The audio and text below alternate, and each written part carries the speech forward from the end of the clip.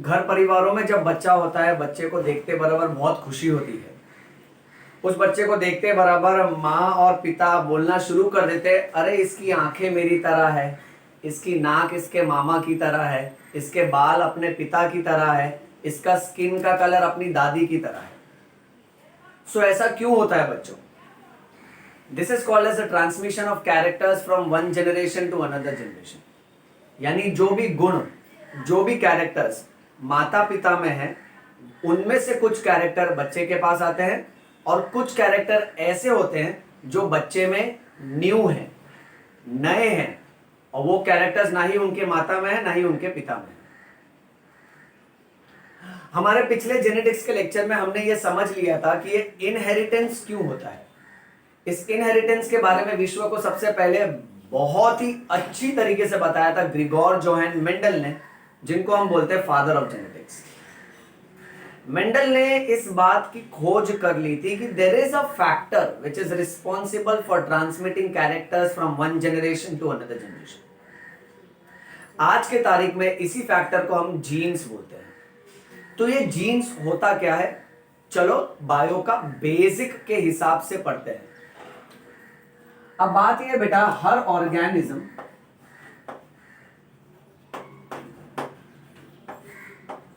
every organism is made up of different systems. Systems are made up of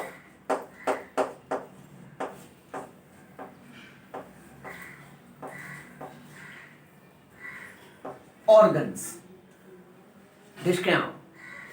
Organs are made up of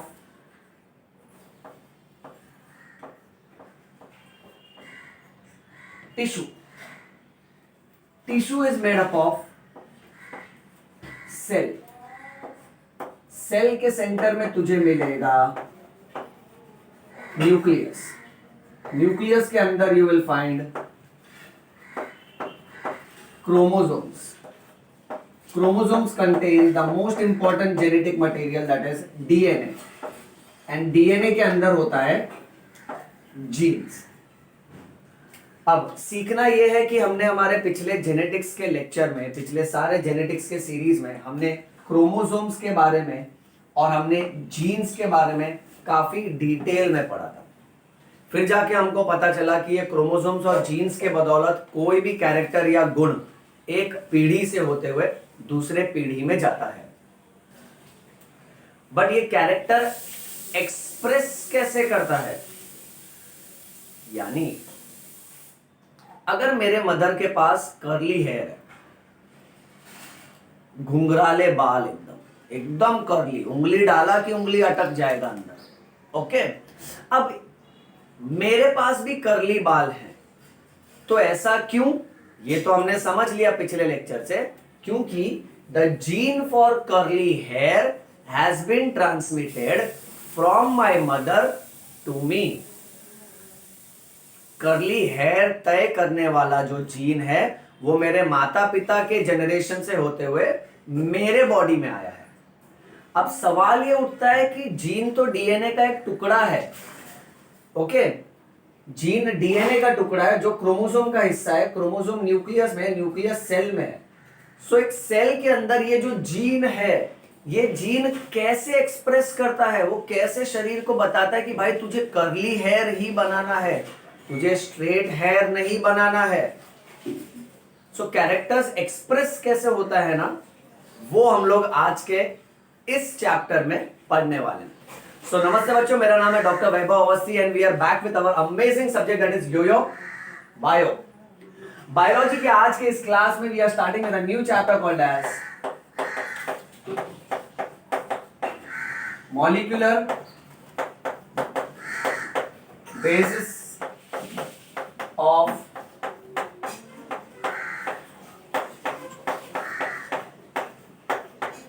inheritance. Molecular basis of inheritance, यानी इस वाले chapter में हम लोग main target करेंगे DNA को।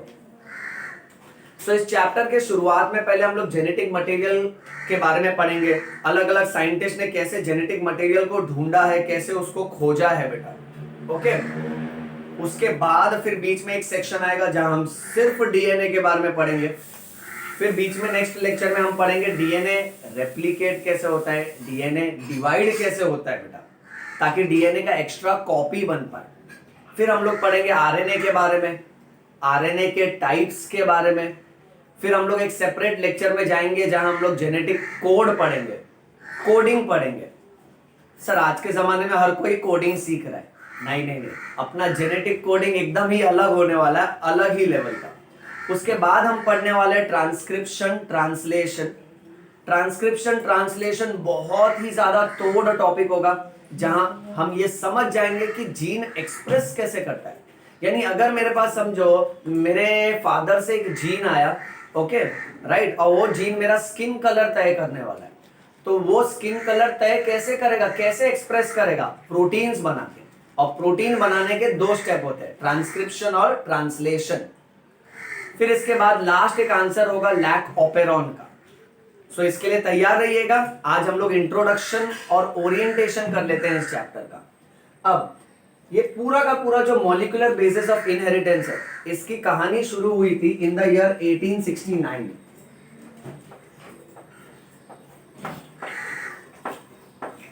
1869 में द ग्रेट महारथी कॉल्ड एज फ्रेडरिक मिशर, इन्होंने क्या किया ना, लोकल हॉस्पिटल से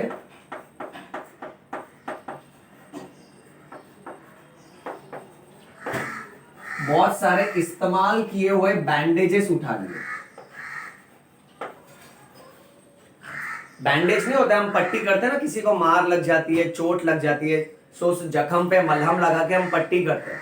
सो इस्तेमाल किया हुआ बैंडेज लिया इन्होंने, और उस इस्तेमाल किए हुए बैंडेज में पेशेंट का क्या था, पस। पस को हम हिंदी में बोलते हैं मवाद। इन इंग्लिश पस refers to dead WBC।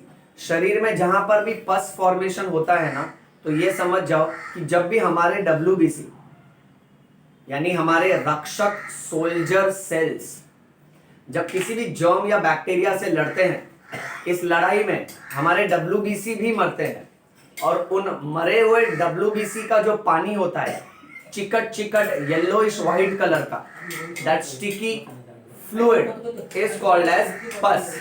Okay, so used bandages में से उनको पस मिला। पस के अंदर क्या होगा, सो जाहिर सी बात है पस के अंदर था डेड WBC।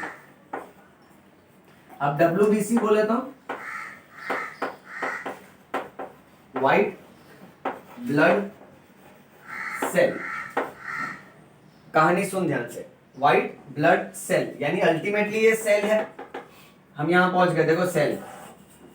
अब फ्रेडरिक मिशर ने क्या किया ना कि इस पस को जिसके अंदर व्हाइट ब्लड सेल है, ओके यहां से कंटिन्यू करना बेटा, एरो कर देता हूं, तू तेरे बुक में कंटिन्यूस लिखना इसको एक के नीचे। सो ये पस वाला बैंडेज जिसमें डेड WBC है, ओके इसको वॉश किया, इसको वॉश किया सॉल्ट वाटर के साथ, और उसमें ऐड किया अल्कलाइन सॉल्यूशन, अल्कलाइन स्टेन उसमें ऐड किया। और अल्कलाइन स्टेन ऐड करने के बाद उसको पता चला कि ये एक WBC है, व्हाइट ब्लड सेल। उसके अंदर क्या है, न्यूक्लियस। उस न्यूक्लियस को निकाला बाहर, ओके फिर देखा न्यूक्लियस के अंदर भी मटेरियल है, और न्यूक्लियस के अंदर जो मटेरियल है उसको ढूंढा और उसका नाम रखा न्यूक्लिन। सो फ्रेडरिक मिशर ने सबसे पहली बार ये देखा कि न्यूक्लियस के अंदर भी मटेरियल होता है, और उसका नाम रख दिया न्यूक्लिन। बाद में उनको पता चला कि ये जो न्यूक्लिन है, सुनो बात ध्यान से, ये जो न्यूक्लिन है ये एसिडिक नेचर का है, एसिड का बना हुआ है। क्योंकि ये एसिड का बना हुआ है इसलिए अल्कलाइन स्टेन, स्टेन यानी दाग, बायोलॉजी में याद रखो, जिस तरह से हम टीवी पे एडवर्टाइजमेंट देखते हैं दाग अच्छे हैं, वैसे ही यहां हमको वही समझना है। ओके, कि हम अगर कोई भी केमिकल डालते हैं माइक्रोस्कोपिक स्लाइड पे, सो दाग क्या करता है, उस स्लाइड के हर सेल को रंग देता है। ये हमारा बायोलॉजिकल स्टाइल है होली खेलने का, बुरा न मानो होली है। ओके, सो एक बार वो सेल अगर रंग जाएगा तो माइक्रोस्कोप में देखने में आसानी होती है। सो इन्होंने क्या देखा कि न्यूक्लिन नाम का जो मटेरियल है ना, वो एसिडिक नेचर का है और उसमें फास्फोरस का कंटेंट ज्यादा है। और क्योंकि वो एसिडिक नेचर का है, इसीलिए आगे चल के बाद में न्यूक्लिन का जो नाम है उसको चेंज करके उसका नाम रख दिया गया था न्यूक्लिक एसिड। फ्रेडरिक मिशर ने न्यूक्लिन नाम दिया था, बाद में इस नाम को बदल के न्यूक्लिक एसिड रख दिया गया। फिर आगे और डिस्कवरी होने के बाद लोगों को पता चला न्यूक्लिक एसिड दो तरह का होता है। एक होता है deoxyribose nucleic acid,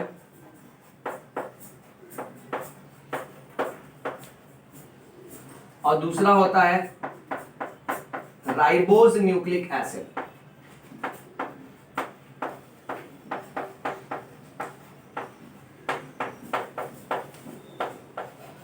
So first is deoxyribose nucleic acid and second is ribose nucleic acid, यानी डीएनए और RNA.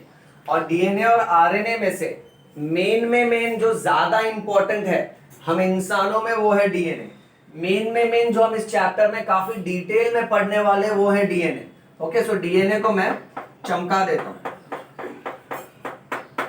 Okay, DNA is the genetic material, right. अब इस बारे में और डिटेल में डिस्कस करेंगे, इसका स्क्रीनशॉट ले लो बेटा।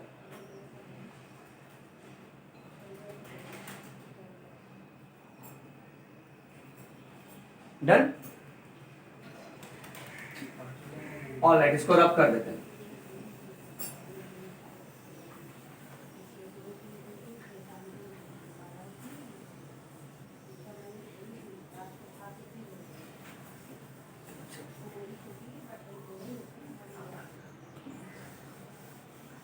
अब डीएनए और आरएनए में से ज्यादा इंपॉर्टेंस है डीएनए का है, ये तो मैंने तुझे डायरेक्टली बता दिया।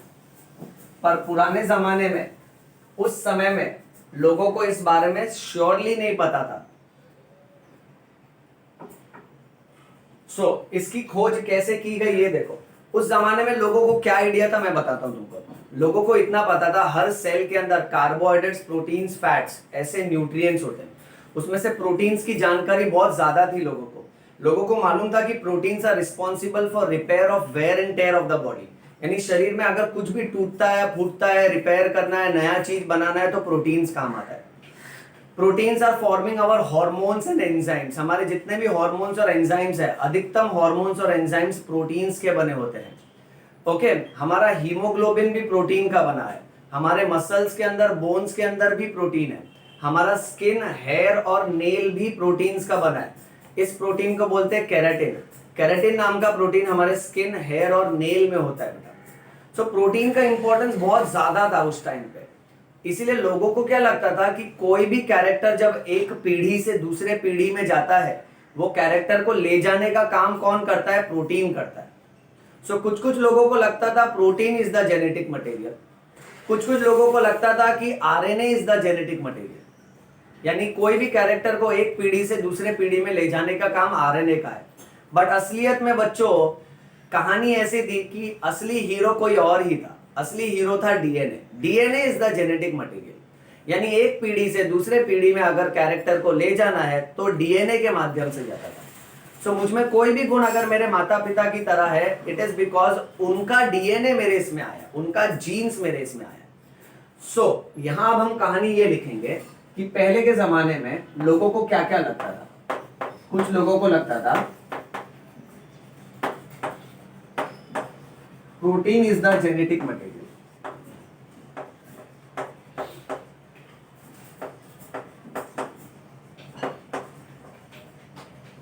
नेक्स्ट, कुछ लोगों को लगता था RNA is the genetic material.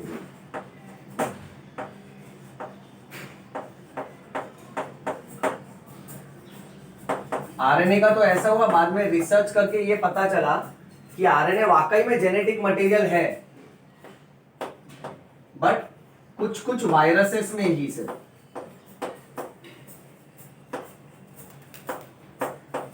Also RNA क्या काम करता है? आरएनए फंक्शंस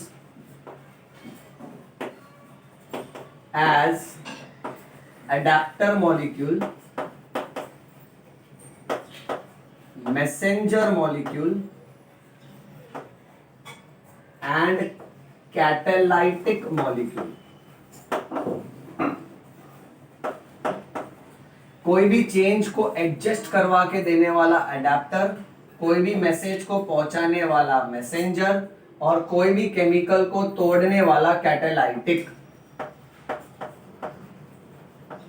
अब मैं वापस से बोलता हूं, बहुत से लोगों को लगता था protein is the genetic material, पर ऐसा था नहीं। मैं यहां क्रॉस कर देता हूं, protein is not the genetic material. कुछ लोगों को लगता था RNA is the genetic material, ऐसा था, बिल्कुल था, but RNA is the genetic material only in some viruses में, बाकी सारे जानवर में नहीं।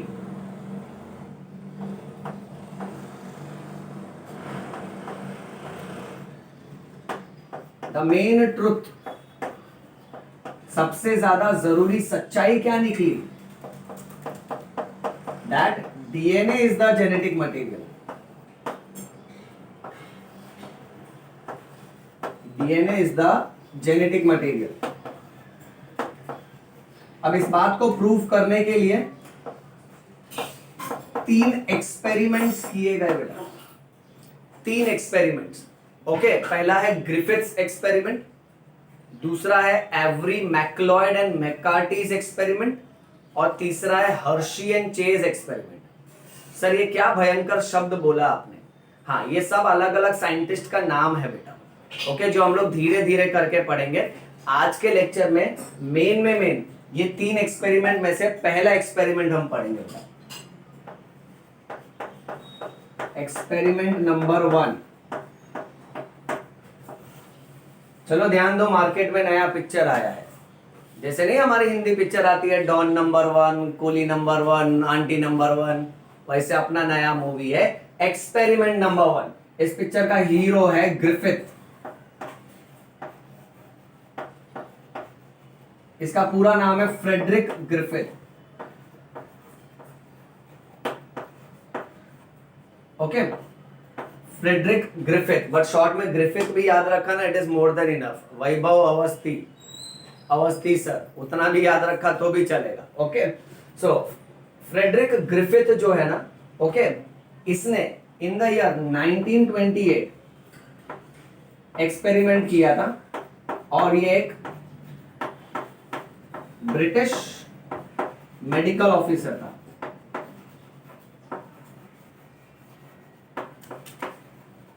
ओके, अब हर एक एक्सपेरिमेंट को अच्छे से समझ लो। हम लोग थोड़ा स्लो जाएंगे यहाँ पे, पर एकदम पॉइंट की बात करेंगे।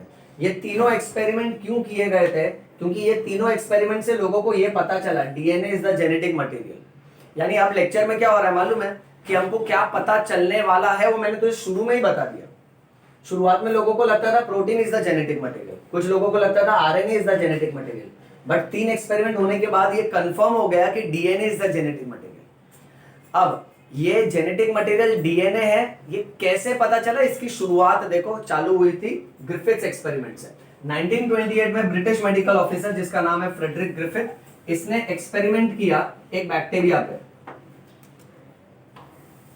जिसका नाम है स्ट्रेप्टोकोकस निमोनियाe। स्ट्रेप्टोकोकस निमोनियाe, और ये क्या है? ये एक जात का बैक्टीरिया है बेटा। और इस बैक्टीरिया की वजह से कौन सी बीमारी होती थी? इसके वजह से लंग्स में इंफेक्शन होता था जिसको बोलते हैं निमोनिया। अब स्ट्रेप्टोकोकस निमोनियाe नाम का जो बैक्टीरिया है ना, इस बैक्टीरिया के दो टाइप थे बेटा। अब टाइप्स बहुत इजी वर्ड है, टेक्स्ट बुक में लिखा है स्ट्रेन, दूसरी भाषा में वेराइटी। इस बैक्टीरिया के दो वेराइटी थे बेटा,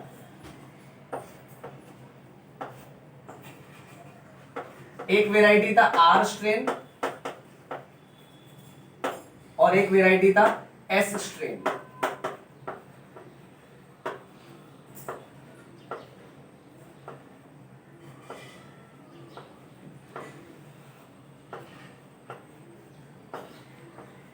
एस स्ट्रेन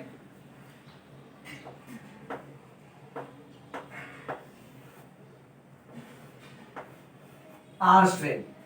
ये एग्जाम में मत ड्रॉ करना, ये समझाने के लिए बोल रहा हूं तुझे, सुन बात ध्यान से। यानी इस बैक्टीरिया का एक एस वेराइटी था और एक आर वेराइटी था।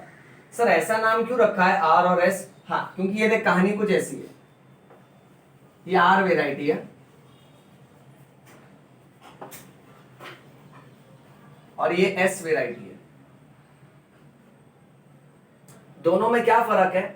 आर वेराइटी के पास सिर्फ जेनेटिक मटेरियल है, ओके, उसके पास सिर्फ जेनेटिक मटेरियल है, so it has only genetic material.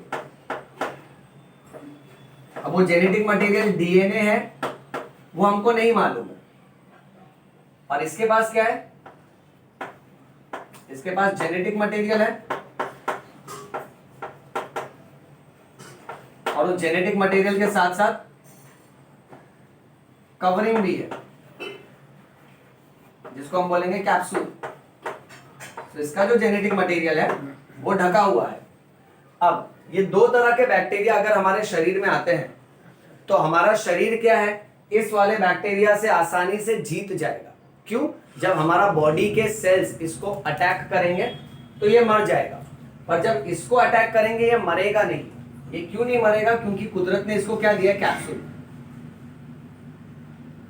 और इस कैप्सूल की वजह से इसका अपीयरेंस एस आता है। एस मतलब स्मूथ आता है, इसलिए इसको स्मूथ स्ट्रेन बोलते हैं।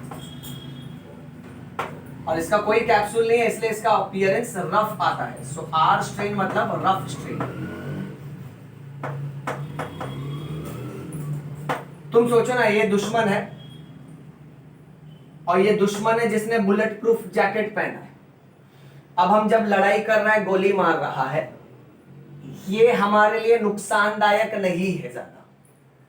इसीलिए नेक्स्ट पॉइंट ये याद रखना कि रफ स्ट्रेन जो होता है ना, इट इज हार्मलेस वेराइटी।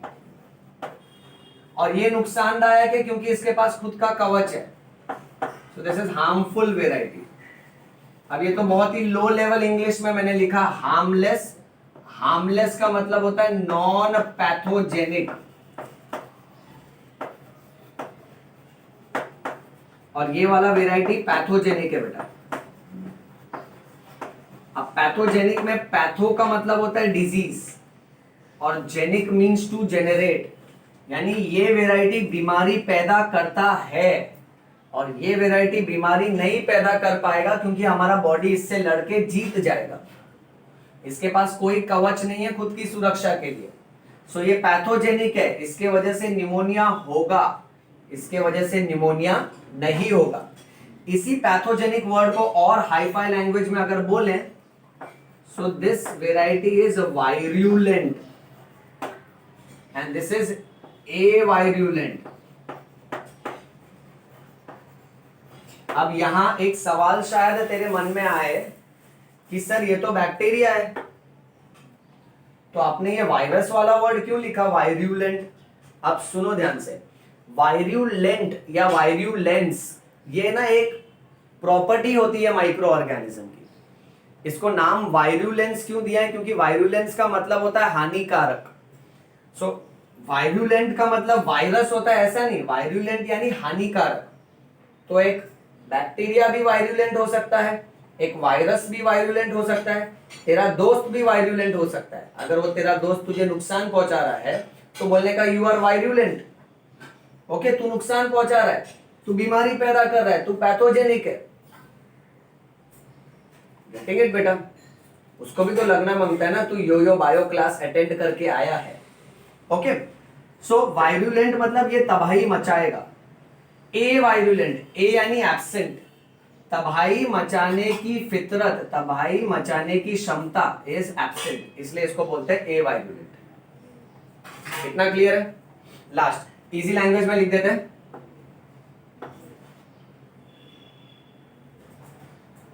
इसके वजह से निमोनिया नहीं होगा और इसके वजह से निमोनिया होगा।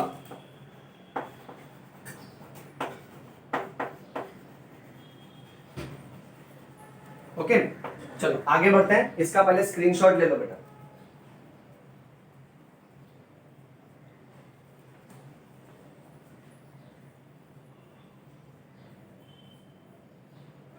स्क्रीनशॉट ले लो।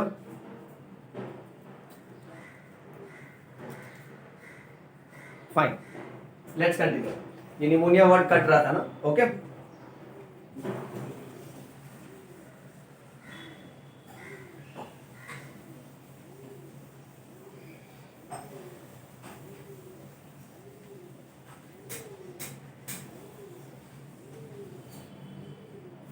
अब कहानी कुछ ऐसी है कि ग्रिफिथ ने क्या किया ना, ग्रिफिथ ने इस बैक्टीरिया का आर वेराइटी और एस वेराइटी को इंजेक्शन में भरना शुरू कर दिया। अब इसके एक्सपेरिमेंट के स्टेप्स देखो। सो ग्रिफिथ ने इस बैक्टीरिया का आर वेराइटी एक इंजेक्शन में भरा, ओके, एस वेराइटी एक इंजेक्शन में भरा, और वो इंजेक्शन को वो चूहे को मार देता था बेटा। सो एक एक स्टेप एक बार में। अब सबसे पहले उसने आर वेराइटी भरा,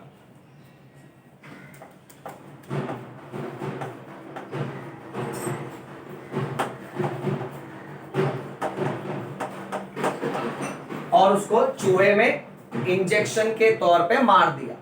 अब आर वेराइटी तो हार्मलेस नॉन पैथोजेनिक ए वायरुलेंट है, तो चूहे को निमोनिया नहीं हुआ। इसके वजह से क्या देखा उसने,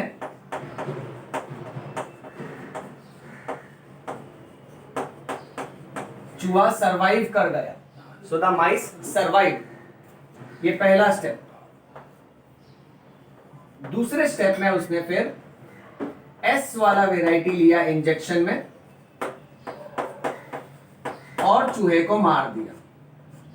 अब चूहे को जब एस वेराइटी वाला, S strain of Streptococcus pneumonia जब इंजेक्शन के तौर पे डाला, तो चूहे को एस वाला स्ट्रेन तो हार्मफुल है, पैथोजेनिक है, वायरुलेंट है, उसकी वजह से निमोनिया होता है। सो उसने क्या नोटिस किया कि चूहे को निमोनिया हो गया और चूहा पलट गया। पलट गया यानी ग्रिफिथ ने चूहे का काम पीट दिया। So what language? काम पीट दिया में चूहा मर गया बेटा। Okay, understand? सो अब इसको निमोनिया हो या मर गया? तब ग्रिफिथ समझ गया कि ये हार्मलेस वेराइटी है, ये हार्मफुल वेराइटी है। फिर उसने क्या किया ना, एस वाला वेराइटी लिया, इसको लेबोरेटरी में बहुत गर्म किया। गर्म इतना किया ना कि एस वेराइटी बैक्टीरिया मर गया। सो उसको अब हम लोग बोलेंगे heat killed S variety. Heat killed S variety यानी हीट किल्ड एस स्ट्रेन। और फिर उस गरम करने के बाद मरे हुए एस वेराइटी को उसने चूहे में डाला। अब ये तो मरा हुआ बैक्टीरिया है, तो चूहे को निमोनिया नहीं हुआ और चूहा जिंदा रहा। सो यहां तक तो सब कुछ ठीक था। फिर ग्रिफिथ ने फोर्थ स्टेप किया। अब फोर्थ स्टेप में उसने फर्स्ट और थर्ड स्टेप को कंबाइन किया। तो अब उसने क्या किया ना, इंजेक्शन में आर वाला वेराइटी लिया प्लस उसमें मिक्स किया heat killed S variety. Okay, और वो दोनों का मिक्सचर, उसका इंजेक्शन उसने चूहे को मार दिया। अब देखो, अब ग्रिफिथ क्या सोच रहा था, R variety harmless, heat killed S variety. S variety वैसे तो हार्मफुल है, पर क्योंकि मार दिया गया तो ये भी हार्मलेस हो गया।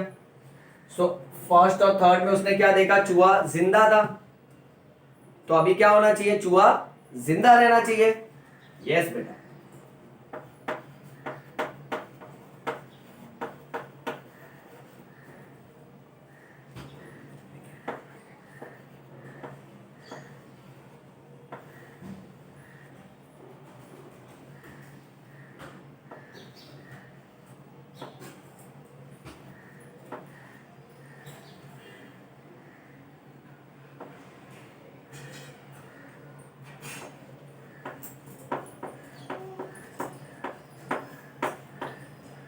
ग्रिफिथ ने सोचा चूहा जिंदा रहेगा, पर चूहा मर गया। ये देखते बराबर ग्रिफिथ चौंक गया, बोला अब हे काय झालं। सर ग्रिफिथ मराठी बोलता था। ए चुप रहे, फीलिंग्स देख, लैंग्वेज मत देख, जात धर्म लैंग्वेज को बीच में मत ला। अपना बायो एक ही लैंग्वेज है बेटा, प्यार है इस सब्जेक्ट से। सो ग्रिफिथ एकदम शॉक हो गया, बोला कंपेयरिंग इक्वेशन 1 और 3 तो चूहा तो जिंदा रहना चाहिए, पर चूहा मर गया। फिर उसको एक बात समझ में आई कि यहां देखो कैसी कहानी चल रही है कि एस स्ट्रेन कैसा है। एस स्ट्रेन बहुत सीधा आदमी है, जिसने जिंदगी में कभी बंदूक नहीं उठाई। आर स्ट्रेन सीधा आदमी है, और एस स्ट्रेन जो है ना, ये महानालायक है। इसके बाद अपना कैप्सूल है, ये कैप्सूल ना इसका हथियार की तरह काम करता है, बंदूक है इसके पास। अब जब उसने सीधा आदमी और मरा हुआ आतंकवादी साथ में मिक्स किया और उसको चूहे में डाल दिया, फिर भी अगर चूहा मर रहा है तो जाहिर सी बात है कि इस इंसान के पास से कोई ना कोई क्वालिटी पिकअप की होगी, जिसके वजह से ये इंसान फिर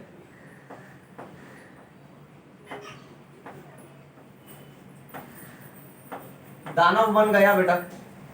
यानी ग्रिफिथ एक बात समझ गया कि डेफिनेटली आर वाला जो वेराइटी है, जो जिंदा था, विच वॉज लाइफ, उसने एस वेराइटी से कुछ ना कुछ तो पिकअप किया है और खुद क्या बन गया, एस वेराइटी। इस बदलाव को हम लोग बोलेंगे ट्रांसफॉर्मेशन। इस बदलाव को हम बोलेंगे ट्रांसफॉर्मेशन। और उसने मरे हुए एस वेराइटी से जो भी मटेरियल उठाया है उसको हम बोलेंगे ट्रांसफॉर्मिंग प्रिंसिपल। ट्रांसफॉर्मिंग प्रिंसिपल यानी ये तो वही बात हुई, सीधे साधे आदमी ने मरे हुए आतंकवादी की बंदूक उठा ली, फिर वो सीधा साधा आदमी खुद बंदूक उठा के गोली मार मार के खुद आतंकवादी बन गया। It is just like the R variety picked up some material from heat killed S variety and itself got converted into S variety. तो उसने वो मरे हुए S variety का क्या पिकअप किया, उसका प्रोटीन पिकअप किया, उसका आरएनए पिकअप किया कि उसका डीएनए पिकअप किया। जो भी मटेरियल पिकअप किया ना उसको ट्रांसफॉर्मिंग प्रिंसिपल बोलते हैं। पर ग्रिफिथ ये तय नहीं कर पाया कि DNA is the transforming principle. ये तो मैंने तेरे को रेडीमेड बता दिया DNA is the transforming principle, पर ग्रिफिथ ये समझ गया जरूर कोई ना कोई मटेरियल पिकअप किया है। फिर उस पर विवाद होने लगा बेटा, डीएनए भी हो सकता है, प्रोटीन भी हो सकता है, आरएनए भी हो सकता है। ग्रिफिथ ने सिर्फ इतना कहा कि इसका जो फॉर्म है, जो अपीयरेंस है, वो ट्रांस हो चुका है, वो चेंज हो चुका है। So this principle is this process is transformation and this principle is called as transforming principle, जहां पे R variety gets converted into S variety। इतना समझा बेटा? ओके, अब ये ट्रांसफॉर्मिंग प्रिंसिपल क्या है उस बारे में देखते हैं हम लोग। ये वाला साइड में रब कर देता हूं बेटा।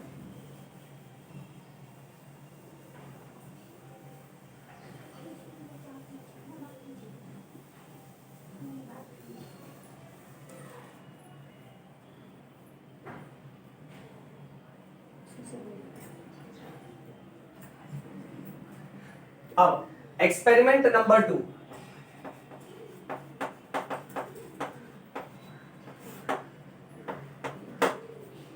अब इसमें 3 साइंटिस्ट है बेटा। Avery MacLeod McCarty, Avery MacLeod और मैककार्टी, ये तीन scientist from the year 1933 to 1944, इन तीनों ने एक्सपेरिमेंट किया और ये तीनों लग गए इस पॉइंट के पीछे कि ये ट्रांसफॉर्मिंग प्रिंसिपल क्या है। अब तभी है ना, लोगों के सोच विचार में क्या क्या चल रहा था। बहुत सारे लोग बोल रहे थे protein is the transforming principle, फिर बहुत सारे लोग बोले नहीं RNA is the transforming principle, अब कुछ लोगों को ऐसा डाउट था शायद DNA is the transforming principle. तो अब विवाद शुरू हो गया, लोग एक दूसरे के साथ आर्ग्यू करने लगे कि ट्रांसफॉर्मिंग प्रिंसिपल वाकई में क्या है, कौन सा मटेरियल ऐसा है जिसको लेने के वजह से हमारे कैरेक्टर्स चेंज हो जाते हैं। वो मटेरियल घुसते बराबर कोई ना कोई न्यू कैरेक्टर्स एक्सप्रेस करता है। जिस तरह से ऐसा कौन सा मटेरियल जो हम पेरेंट से लेते हैं जिसकी वजह से न्यू कैरेक्टर्स एक्सप्रेस होते हैं। मेरे बाल घुंघराले हैं मेरी मदर की तरह, क्या मैंने मदर का प्रोटीन लिया है, आरएनए लिया है कि डीएनए लिया है। सो एक पीढ़ी से दूसरे पीढ़ी में कैरेक्टर्स एक्सप्रेस कैसे होते हैं, वो मेन जेनेटिक मटेरियल कौन है, who is the genetic material, whether it is protein which is the genetic material, RNA which is the genetic material और DNA which is the genetic material. अब इस बात को प्रूव करने के लिए ये तीनों साइंटिस्ट ने बहुत ही सिंपल सा एक्सपेरिमेंट किया। देखो क्या,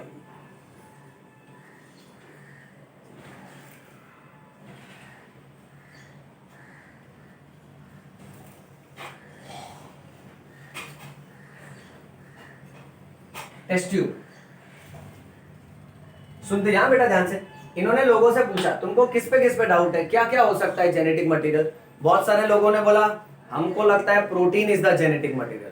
तो लोग ने बोला वेरी गुड, चल आ इधर आ, देखो समझाता है, मैं कोने में आ। बोला घ्या रे याला कोपऱ्यात घ्या, बताते इसको, इसको लगता है protein is the genetic material ना, राइट। माय भतीजी इज लुकिंग ओके। अब तो वो लोग ने क्या किया ना, इस टेस्ट ट्यूब के अंदर पानी भर दिया। इस पानी को हम लोग बोलेंगे न्यूट्रिएंट मीडियम, और you can also call it as culture medium. Nutrient medium और कल्चर मीडियम, यानी इस पानी में बहुत सारे न्यूट्रिशन है, बहुत सारे न्यूट्रिएंट्स है इस पानी के अंदर। ओके, अब इतने सारे न्यूट्रिएंट्स क्यों डाल के रखा है, ताकि जो भी बैक्टीरिया इसमें हम लोग डालें वो बैक्टीरिया इस पानी से न्यूट्रिएंट्स लेगा और ग्रो करेगा, सरवाइव करेगा। क्योंकि हम इसमें कुछ बैक्टीरिया को कल्चर करना चाहते हैं, कुछ बैक्टीरिया को ग्रो करना चाहते हैं। अब इसके बाद ये लोग ने ग्रिफिथ के ही एक्सपेरिमेंट को कंटिन्यू किया। सो ये लोग ने क्या किया ना, इस टेस्ट ट्यूब में आर वाला स्ट्रेन डाल दिया, स्ट्रेप्टोकोकस निमोनिया का आर वेराइटी डाल दिया। सुनते जाओ ध्यान से। अब यही चीज मैं आगे रिपीट करता हूं, ओके, सो दैट आगे का कॉन्सेप्ट चैप्टर फटाफट जाएगा थोड़ा। So, इसके लिए I need one more test tube here. Okay, then I need another test tube over here बेटा।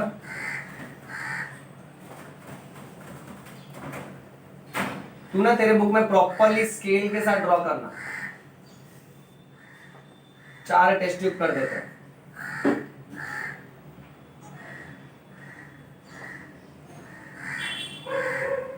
ओके, अब देखो कितना आसान है। चारों में सेम चीज रिपीट किया, न्यूट्रिएंट मीडियम डाल के रखा और चारों में ना आर वाला वेराइटी डाल के रखा है स्ट्रेप्टोकोकस निमोनिया बैक्टीरिया का।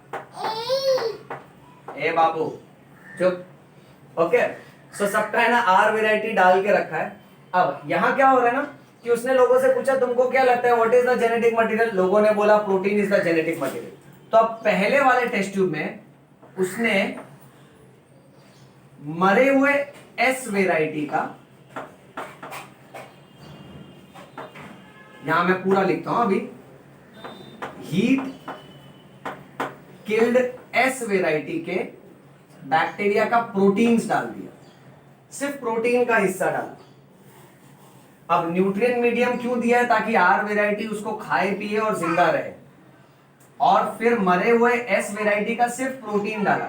उसने लोगों को बोला एकदम सिंपल है, तुझे लगता है protein is the genetic material, protein के वजह से आर का एस हुआ है ना, तो चल देख लेते हैं।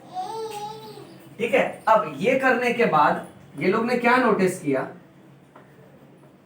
कि जब प्रोटीन है एस वाले का और आर वाले को साथ में रखा है, इसके बावजूद भी ट्रांसफॉर्मेशन नहीं हुआ। देयर वॉज नो ट्रांसफॉर्मेशन, यानी आर वाला वेराइटी एस वाले वेराइटी में कन्वर्ट नहीं हुआ। ये उनको कैसे पता चला? क्योंकि ये मिक्सचर को ये लोग ने वापस से चूहे में इंजेक्ट किया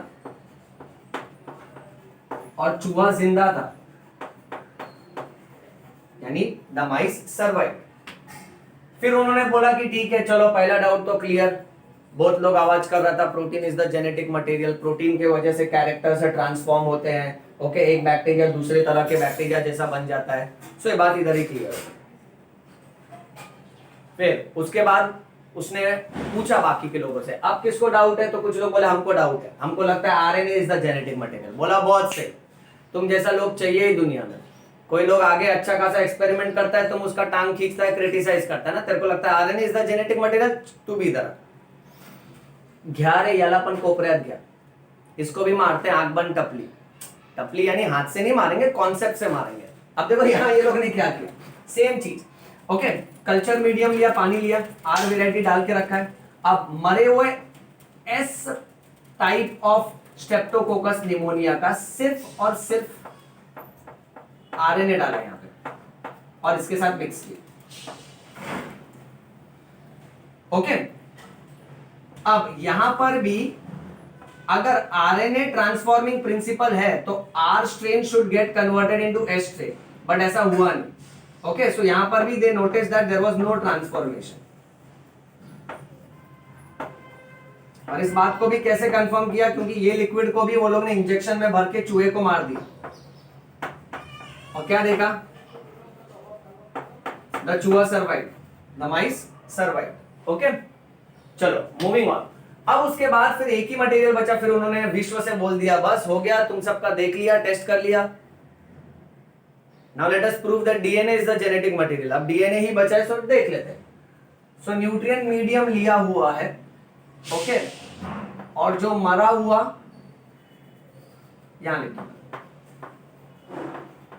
जो हीट किल्ड एस वेराइटी है ना, उस हीट किल्ड एस वेराइटी का सिर्फ और सिर्फ अब डीएनए लिया, उसको आर वेराइटी से मिक्स किया। फिर वो लोग ने क्या देखा कि सारा का सारा जो आर वेराइटी है वो एस वेराइटी में कन्वर्ट हो गया। R strain got converted into S strain. आसान भाषा में हम क्या बोलेंगे? ट्रांसफॉर्मेशन हुआ। यहां पे ट्रांसफॉर्मेशन हुआ, इसलिए मैं टिक मार्क करता हूं बेटा। अब ट्रांसफॉर्मेशन हुआ ये कैसे पता चला? यानी इस पानी को भर के जब चूहे में इंजेक्ट किया तो चूहा मर गया। अब इससे ऐसे समझो बेटा, चूहा मर गया यानी उसको निमोनिया हुआ। अब निमोनिया आर वेराइटी से तो होता नहीं है, क्योंकि आर वेराइटी जो है वो हार्मलेस वेराइटी है। सो जाहिर सी बात है, आर वेराइटी ने एस वेराइटी का जो डीएनए है वो जैसे ही उठाया तो खुद एस बन गया। तब जाके लोगों को प्रूव हुआ कि DNA is the genetic material. But कुछ लोग फिर भी नाराज था, बोलता नहीं मजा नहीं आया, अभी भी हमको डाउट है कि और भी कुछ रह सकता है डीएनए के सिवाय। तो बोलते हैं ठीक है, एक और बात कर लेते हैं, इसको उल्टा प्रूफ करके देख लेते हैं। आर वेराइटी लिया, मरे हुए एस वेराइटी का उसमें डीएनए डाला और इस डीएनए को तोड़ने के लिए डीएनएज नाम का एंजाइम डाला। मैं यहां वापस से लिख देता हूं, डीएनए को तोड़ने के लिए डीएनएज नाम का एंजाइम डाला। अब डीएनएज एंजाइम क्या करेगा? डीएनए को तोड़ देगा। अब जब डीएनए ही नहीं रहेगा तो आर वेराइटी एस वेराइटी में कन्वर्ट नहीं होगा। ओके, सो यहां पर फिर क्या देखा गया? There was no transformation, there was no transformation. और ये पानी को अगर चूहे में डालेंगे तो चूहा मरेगा नहीं, चूहा जिंदा रहेगा, द माइस सर्वाइव। अब ऐसा तो नहीं है कि डीएनए एंजाइम जो है वो और किसी मटेरियल को तोड़ता है। डीएनए तो सिर्फ डीएनए को तोड़ेगा, ऐसा तो नहीं है कि वो प्रोटीन को तोड़ेगा, कि आरएनए को तोड़ेगा, कि और किसी केमिकल कंटेंट को तोड़ेगा जो इस पानी में है, जैसे कार्बोहाइड्रेट्स है, अमीनो एसिड्स है, या फिर और कुछ। डीएनए सिर्फ डीएनए को तोड़ता है। अब डीएनए डालने की वजह से जहां ट्रांसफॉर्मेशन हो रहा था वो ट्रांसफॉर्मेशन अब नहीं हो रहा है, यानी डीएनए से किसको तोड़ा? डीएनए को तोड़ा। तो जाहिर सी बात है जो भी ट्रांसफॉर्मेशन हो रहा था वो डीएनए की वजह से हो रहा है। इसीलिए आखिरी में प्रूव क्या हुआ? आखिरी में ये प्रूव हुआ that the transforming principle is DNA. ये भूलना मत बेटा, the transforming principle is DNA. अच्छा, फिर ऐसे ही ये लोग ने ना प्रोटीएज नाम का एंजाइम डाल के देखा बेटा। प्रोटीएज एंजाइम, प्रोटीएज एंजाइम क्या करता है? प्रोटीन को तोड़ता है। ओके, इसी में प्रोटीएज एंजाइम डाल के देखा। जब प्रोटीएज एंजाइम डाला तो ट्रांसफॉर्मेशन हुआ, क्योंकि प्रोटीएज एंजाइम प्रोटीन को तोड़ता है, डीएनए को नहीं तोड़ता है। सो अगर डीएनए साबुत है तो साबुत डीएनए आर वेराइटी को एस वेराइटी में कन्वर्ट कर देगा। सो प्रोटीएज एंजाइम डालने से कोई फर्क नहीं पड़ा। सो एक बात तय हो गई that DNA is the genetic material. चलो स्क्रीनशॉट ले लो इसका फटाफट।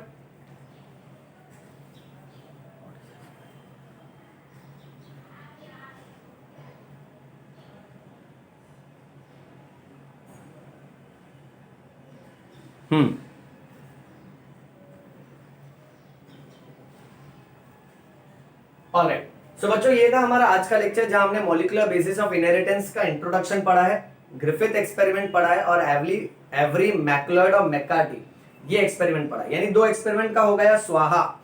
आने वाले लेक्चर में हम लोग नेक्स्ट एक्सपेरिमेंट पढ़ेंगे which is Hershey and Chase experiment. Till then इसका प्रॉपर नोट्स बनाओ और फिर अपना है ना टेक्स्ट बुक रीड करो। देखो बड़े आसानी से टेक्स्ट बुक तुमको समझ में आएगा, क्योंकि ये भाषा है योयो बायो। समझ में आयो? प्रेम रतन धन पायो। थैंक यू बच्चों।